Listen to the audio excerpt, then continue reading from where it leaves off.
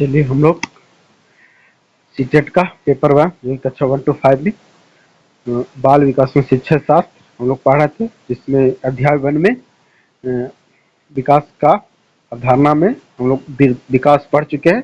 अब वृद्धि पढ़ते हैं। तो एक के लर्नर में आप सभी का स्वागत है। हम लोग पढ़ते हैं, वृद्धि के बारे में जानकारी प्राप्त करते हैं कि वृद्धि है क्या। तो वृद्धि का अर्थ क्या है? बालक के संरचना से है। बालक का संरचना मतलब कौन सा संरचना? जो शारीरिक संरचना से विकास विकास से है, जिसके अंतर्गत क्या होगा? लंबाई, भार, मोटाई, इसमें क्या होगा? इसमें वृद्धि होगा, जिसमें अंगों का विकास शामिल है। वृद्धि की प्रक्रिया क्या? आंतरिक और बाह्य दोनों में रूप में होता है। यह एक निश्चित आयु तक होता है। वृद्धि क्या होता है? एक निश्चित आयु तक होता है, लेकिन विकास की निरंतरता चलते रहती है। और भौतिक पहलू क्या है? फिजिकल एस्पेक्ट में ही संभव है। ये वृद्धि क्या है जो कि फिजिकल एस्पेक्ट में ही संभव है।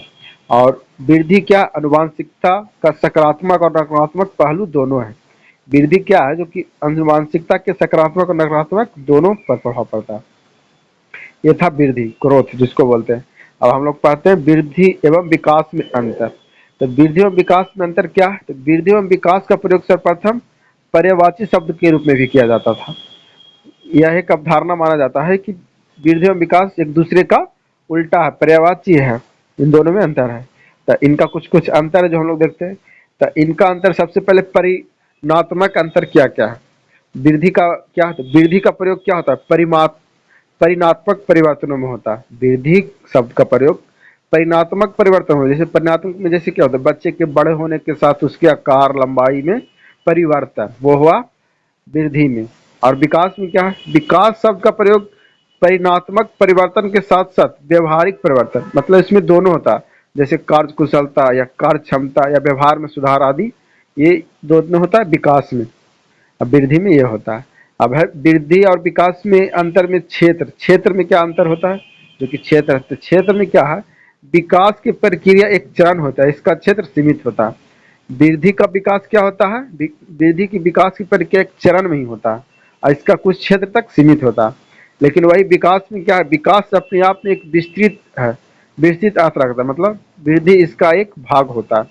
विकास है कि बहुत बड़ा रूप है और वृद्धि उसका एक छोटा सा भाग है। और परिपक्वता में आते हैं, तो परिपक्वता में क्या अंतर है वृद्धि और विकास में? कि वृद्धि की प्रक्रिया आजीवन चलती है। वृद्धि की जो प्रक्रिया आजीवन चलती है और बालक बालक के परिपक्व होने के साथ यह रुक जाती है। वृद्धि की जो प्रक्रिया आजीवन चलते रहती है, चाहे लंबाई में वृद्धि हो चाहे चौड़ाई में वृद्धि हो, माने ये चलते रहती है। लेकिन विकास क्या? एक सतत प्रक्रिया, ये बालक के परिपक्व होने के साथ भी चलते रहती है। वृद्धि क्या? एक समय के बाद रुक जाती है, लेकिन विकास से सतत प्रक्रिया वह हमेशा चलते रहती है।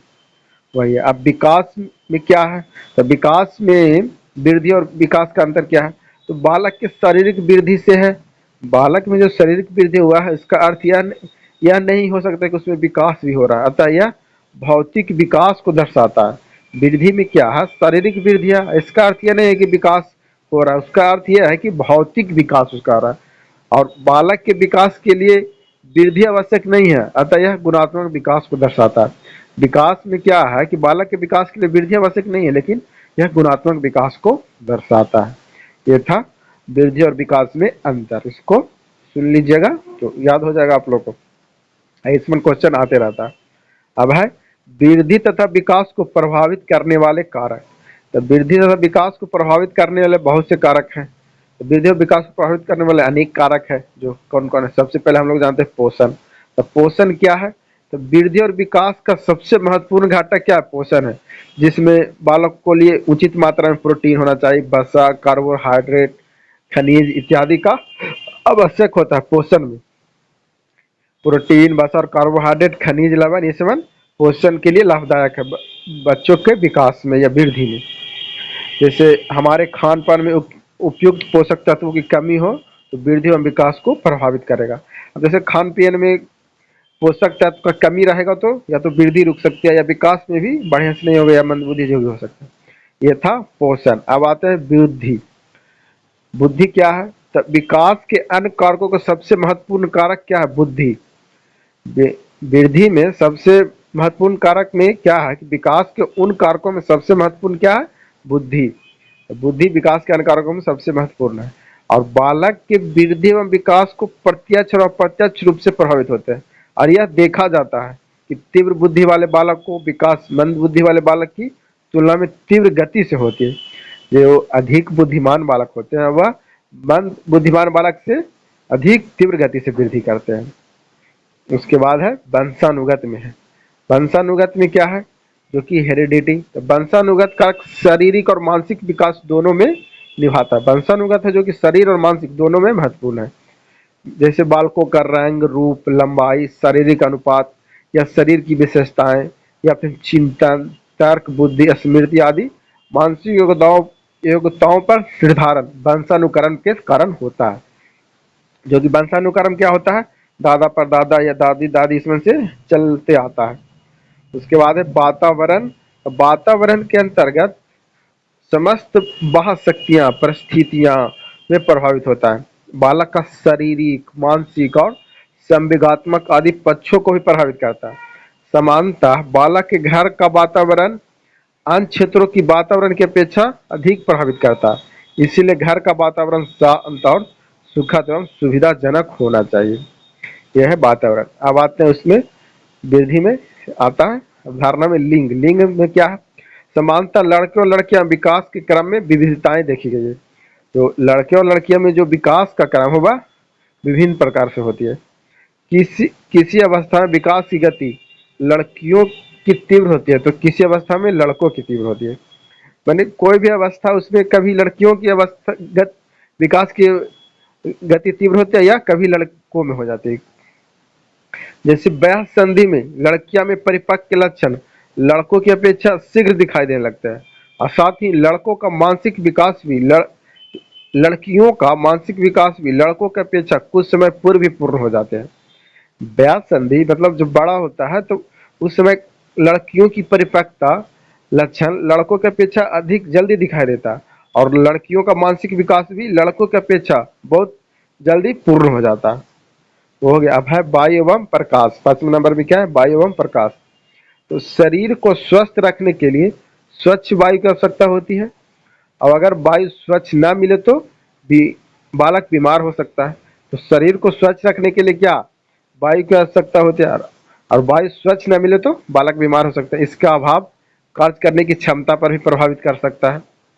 शारीरिक विकास के लिए सूर्य के प्रकाश भी महत्वपूर्ण भूमिका होती है क्योंकि सूर्य के प्रकाश में विटामिन डी की प्राप्ति होती है जो विकास के लिए अभिप्राय है। तो विटामिन डी इसमें क्वेश्चन रहेगा कि विटामिन डी किससे प्राप्त होता है? तो सूर्य के प्रकाश से। तो किसके लिए जरूरी है? तो शरीर के विकास के लिए जरूरी है। उसके बाद है अंतःस्त्रावी ग्रंथियां। तो अंतःस्त्रावी ग्रंथियां इंडोक्राइन ग्लैंड से निकलने वाले हार्मोन बालक एवं बालिकाओं के शरीर के विकास को भी प्रभावित करता है। यानी जो अंतःस्त्रावी ग्रंथियां इंडोक्राइन ग्लैंड है उससे निकालने वाला जो हार्मोन है वो बालक और बालिकाओं में लड़का और लड़की दोनों में शारीरिक विकास को प्रभावित करता है। जैसे थायराइड ग्रंथि से निकलने वाला स्राव से बालकों की लंबाई, पैराथायरॉइड ग्रंथि के स्राव से दांतों एवं हड्डियों का विकास और पुरुषत्व एवं स्त्रीत्व के लक्षणों का विकास या जनन ग्रंथि पर निर्भर करता है। ये था अंतःस्रावी ग्रंथियां। उसके बाद आते हैं शारीरिक क्रिया। शारीरिक क्रिया में क्या है? जीवन को स्वस्थ रखने के लिए व्यायाम बहुत आवश्यक है। शारीरिक क्रिया में क्या है कि जीवन को जब स्वस्थ रखना है तो व्यायाम भी बहुत आवश्यक है। यदि मानव की आयु बढ़ता है तो वह व्यक्ति की सक्रिय एक्टिव बनाए रखता है या व्यक्ति को रोग प्रतिरोध शक्ति बढ़ाता है। यदि व्यक्ति की सक्रिय एक्टिव बनाए रखता है तो वह व्यक्ति के रोग प्रतिरोध शक्ति को बढ़ाता है। उसके बाद आते हैं वृद्धि की अवस्थाएं। तो वृद्धि की अवस्थाएं में क्या है? तो वृद्धि की अवस्था में मनोवैज्ञानिकों ने मानव वृद्धि के निम्नलिखित अवस्थाओं में विभाजित किया है जो इस प्रकार है। जो सबसे पहले क्या है? शैशवावस्था। तो शैशवावस्था के समय क्या होता है? जब जन्म से 2 वर्ष के बच्चों का शारीरिक व मानसिक विकास तेजी से होता है। जब शैशवावस्था में क्या होता है? जन्म से 2 वर्ष तक के बच्चों में शारीरिक और मानसिक विकास बहुत जल्द होता है। बालक क्या होता है? इस अवस्था में पूर्ण रूप से माता पिता पर निर्भर होता है और शैशवावस्था में बालक क्या होता है? संवेगात्मक विकास भी शैशवावस्था में होता है। इस अवस्था में सीखने की गति तीव्र होती है शैशवावस्था में जो कि जन्म से 2 वर्ष तक है। नवजात शिशु शैशवावस्था जो कि इन्फेंसी की ओर अग्रसर होते हैं। इनके अंदर प्यार और स्नेह की आवश्यकता बढ़ने लगती है। उसके बाद है बाल्यकाल। दूसरा में क्या है? बाल्यकाल। तो बाल्यकाल जिसको चाइल्डहुड को दो भागों में बांटा गया है, पूर्व बाल्यकाल और उत्तर बाल्यकाल। तो पूर्व बाल्यकाल में क्या होगा? जो कि 2 से 6 वर्ष के बीच की अवस्था है, पूर्व बाल्यकाल अवस्था कहलाता है। इस काल में बालकों का बाह्य जगत से जुड़ाव होता है। बच्चे नकल करने की प्रवृत्ति, अनुकरण या दोहराने की प्रवृत्ति पाई जाती है बाल्यकाल में, पूर्व बाल्यकाल में। और इस अवस्था में बालक क्या होता है? जिज्ञासु प्रवृत्ति का होता है। वह क्वेश्चन वोश्चन बहुत पूछेगा। इसी कारण वो अपने अभिभावकों अध्यापकों से भिन्न भिन्न प्रश्न पूछते हैं। जैसे मनोवैज्ञानिक दृष्टि से यह काल भाषा सीखने की सर्वोच्चम अवस्था है। जो पूर्व बाल काल क्या है? भाषा सीखने की सबसे उत्तम काल है। उसके बाद है उत्तर बाल्यावस्था। उत्तर बाल्यावस्था जो कि 6 से 12 वर्ष के बीच उत्तर बाल्यावस्था है। उत्तर बाल्यावस्था 6 से 12 वर्ष के बीच कहलाता है। इस अवस्था में बच्चे में बौद्धिक, नैतिक, सामाजिक और कल्पनाशील तर्कशीलता, तर्क शक्ति का व्यापक विकास होता है, बहुत बड़े रूप में विकास होता है। जो कब 6 से 12 वर्ष के तक के बच्चों में बौद्धिक, नैतिक, सामाजिक और कल्पनाशीलता, तर्कशील आदि का विकास होता है। पढ़ने की रुचि में वृद्धि के साथ साथ स्मरण क्षमता का विकास होता है। बच्चों में समूह भावना का विकास होता है। समूह में खेलना, समूह में रहना, समलैंगिक व्यक्ति को मित्र बनाना इत्यादि ये उत्तर बाल्यावस्था में होता है। और जीवन में अनुशासन और नियमों की महत्ता समझ में आने लगती है। उत्तर बाल्यावस्था में जो कि 6 से 12 वर्ष है, उसमें अनुशासन और नियम की महत्व समझने आने लगता है। खोजी दृष्टिकोण और घूमने की प्रवृत्ति का विकास हो जाता है उत्तर बाल्यावस्था में। उसके बाद है किशोरावस्था। तो किशोरावस्था क्या? तो किशोरावस्था जो कि 12 से 18 वर्ष के बीच की अवस्था को किशोरावस्था कहते हैं। यह बहुत ही जटिल अवस्था, इसमें व्यक्ति के शारीरिक संरचना में तीव्र परिवर्तन होते हैं। उस समय क्या होता है? बालक बाल्यावस्था से परिपक्वता की ओर अग्रसर होता है। इस अवस्था में किशोर की लंबाई, भार दोनों में वृद्धि होती है। किशोरावस्था में क्या होता है? किशोरों की लंबाई और भार दोनों में वृद्धि, और मांसपेशियों में भी वृद्धि होती है। उसके बाद है 12 से 14 वर्ष की आयु के बीच लड़कों की अपेक्षा लड़कियों की लंबाई मांसपेशियों में तेजी से वृद्धि होती है। अब 14 से 18 वर्ष की आयु के बीच लड़कियों की अपेक्षा लड़कों की लंबाई और मांसपेशियां तेजी से बढ़ती है। इसमें ये पॉइंट क्या है कि 12 से 14 वर्ष की आयु के बीच लड़कों की अपेक्षा लड़कियों की लंबाई क्या होती है? लंबाई या मांसपेशियों में तेजी वृद्धि होती है। लेकिन वही क्या है, जब 14 से 18 वर्ष की आयु के बीच होगा तो लड़कियों की अपेक्षा लड़कों की लंबाई और मांसपेशियां तेजी से बढ़ती है। ये सब फैक्ट है, इसमें याद करने लायक है। तो इस काल में क्या होता है? प्रजनन अंग का विकसित होना एवं उनकी काम की मूलभूत प्रवृत्ति जागृत होना, ये क्या किशोरावस्था में है। किशोरावस्था में क्या है? किशोर दुश्चिंतक दुविधा में रहता है। स्वयं से संबंधित सरोकार मतलब भाव रखता है। मैं कौन हूँ, मैं क्यों हूँ, मैं भी कुछ हूँ जैसी प्रबल भावनाओं का विकास इस अवस्था में होता है। इस अवस्था में क्या क्या होता है? किशोर के प्रति वो दुविधा में रहता है। स्वयं से संबंधित बहुत सा क्वेश्चन करता है कि मैं क्या हूँ, मैं कौन हूँ, मैं भी कुछ हूँ। ये सब उसकी भावना चलते रहती है विकास की इस अवस्था में। इस अवस्था में किशोर किशोरियों की बुद्धि का पूर्ण विकास हो जाता है। किशोरावस्था में क्या होता है? किशोर और किशोरियों का बुद्धि का पूरा विकास हो जाता है। उनका ध्यान केंद्रित करने की क्षमता बढ़ जाती है, स्मरण शक्ति भी बढ़ जाती है एवं उसमें स्थायित्व आने लगता है। इस अवस्था में मित्र बनाने की प्रवृत्ति तीव्र होती है एवं सामाजिक संबंधों में वृद्धि होती है। इस अवस्था में नशा अपराध की ओर भी अग्रसर होने लगता है। किशोरावस्था के शारीरिक बदलावों का प्रभाव किशोरों जीवन के सामाजिक और मनोवैज्ञानिक ज्ञानिक पहलुओं पर पड़ता है। मतलब किशोरावस्था के जो शारीरिक बदलाव है उस पे किशोर के जीवन पर क्या सामाजिक और मनोवैज्ञानिक दोनों पहलू पर पड़ता है। इस अवस्था में उन्हें शिक्षकों, मित्रों एवं अभिभावकों की सही मार्गदर्शन एवं सलाह की आवश्यकता पड़ती है। उसके बाद आते हैं चौथा में प्रौढ़ावस्था। प्रौढ़ावस्था जो कि 18 से 40 वर्ष की अवस्था प्रौढ़ावस्था कहलाती है। प्रौढ़ावस्था समानता किशोरावस्था एवं प्रौढ़ावस्था अडल्टहुड की कोई निश्चित आयु नहीं होती। यह अवस्था मानव विकास में एक निश्चित परिपक्वता ग्रहण करने से प्राप्त होती है। प्रौढ़ावस्था में बस इतना ही, ज्यादा नहीं। उसके बाद है मध्यावस्था। तो मध्यावस्था जो कि 40 से 60 वर्ष की अवस्था कहलाता है। मध्यावस्था 40 से 60। इस अवस्था में तीव्र शारीरिक व मानसिक परिवर्तन दृष्टिगोचर होते हैं। व्यक्ति सम्मान, सुख, शांति और प्रतिष्ठा से जीवन यापन करने का प्रयास करता है। उसके बाद आता है वृद्धावस्था। वृद्धावस्था जो कि 60 वर्ष से वृद्धावस्था का प्रारंभ हो जाता है। यह मानव विकास की अंतिम अवस्था है। इस अवस्था को हौस की अवस्था कहते हैं। इस अवस्था में शारीरिक और मानसिक शक्तियां दुर्बल होने लगती है या स्मरण शक्ति कमजोर होती है। इस अवस्था के अंतर्गत शारीरिक क्षमता भी कमजोर हो जाती है। सामाजिक, आध्यात्मिक, धार्मिक और सांस्कृतिक क्रियाकलाप के प्रति रुझान बढ़ता रहता है वृद्धावस्था में। उसके बाद अब हम लोग आते हैं अधिगम। अधिगम क्या है? अधिगम का अर्थ क्या होता है? लर्निंग, सीखना। अधिगम का अर्थ क्या है? सीखना। अधिगम एक जटिल प्रक्रिया है, बहुत ही जटिल प्रक्रिया, जो कि जीवन पर्यंत चलते रहता है, जिसके द्वारा हम कुछ ज्ञान अर्जित करते हैं या जिसे हमें व्यवहार में परिवर्तन लाते हैं, या जन्म के तुरंत बाद ही बालक में देखकर सुनकर छोटी छोटी विभिन्न क्रियाओं को माध्यम से सीखते हैं। अधिगम यही कहलाता है जीवन पर्यंत कुछ न कुछ सीखते रहना, वही अधिगम है। अधिगम व्यक्ति के सर्वांगीण विकास में भी सहायक होता है। इसके जीवन के लक्ष्यों को प्राप्त करना में सहायता मिलता है। अधिगम के बाद व्यक्ति स्वयं और दुनिया के समझने के योग्य हो जाता है। यदि छात्र किसी विषय वस्तु के ज्ञान के आधार पर कुछ परिवर्तन करने एवं उत्पादन करने में सक्षम हो तो उसे सीखने की प्रक्रिया को अधिगम कहा जाता है। यदि कोई छात्र विषय वस्तु के ज्ञान पर आधार पर कुछ परिवर्तन करने लगता है या उत्पादन में सक्षम हो जाता है, सीखने की प्रक्रिया को अधिगम कहा जाता है।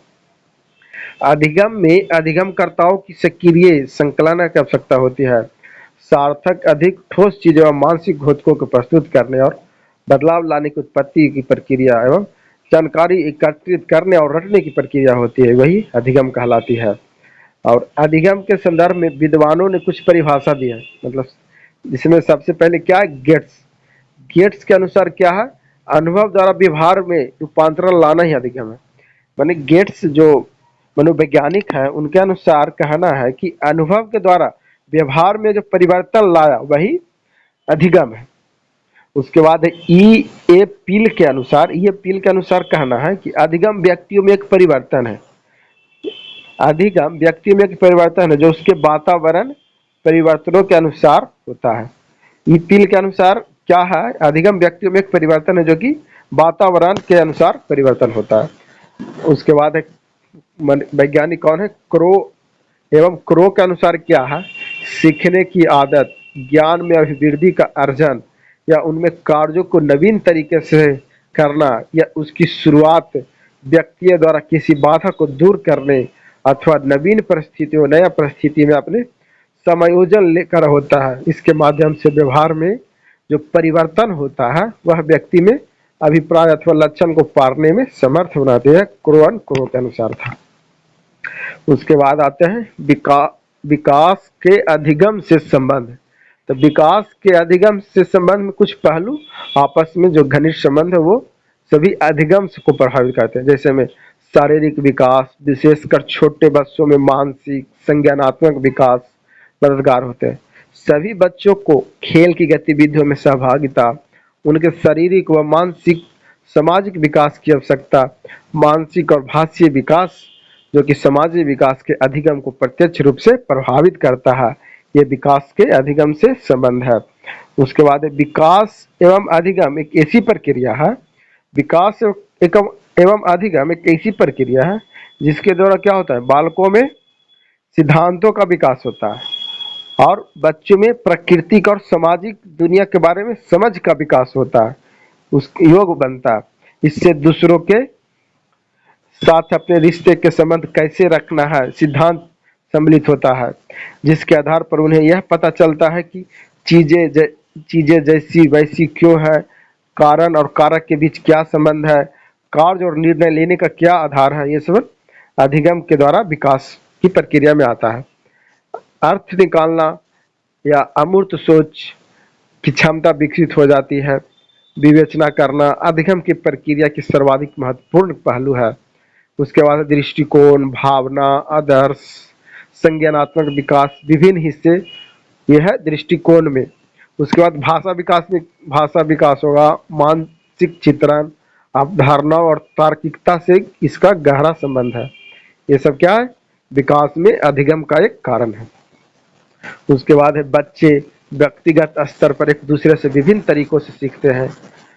बच्चे जो कि है व्यक्तिगत जो तरीका होता है उसमें क्या होता है, एक दूसरे से कुछ ना कुछ सीखते रहते हैं। जैसे अनुभव के माध्यम से भी कुछ सीख सकता है, या स्वयं चीजें कुछ करके सीख सकता है, या स्वयं बनाने की, या प्रयोग करने से, या कुछ पढ़ने से, या एक दूसरे के बीच विचार विमर्श करने से, या पूछने से, सुनने से, या सोचने से, या देखने से, या मनन करने से, या गतिविधि के द्वारा अभिव्यक्ति करता है, और अपने विकास के मार्ग में उन्हें इस प्रकार के अवसर मिलते रहते हैं। वीडियो अच्छी लगी तो लाइक करें एंड चैनल को सब्सक्राइब करें।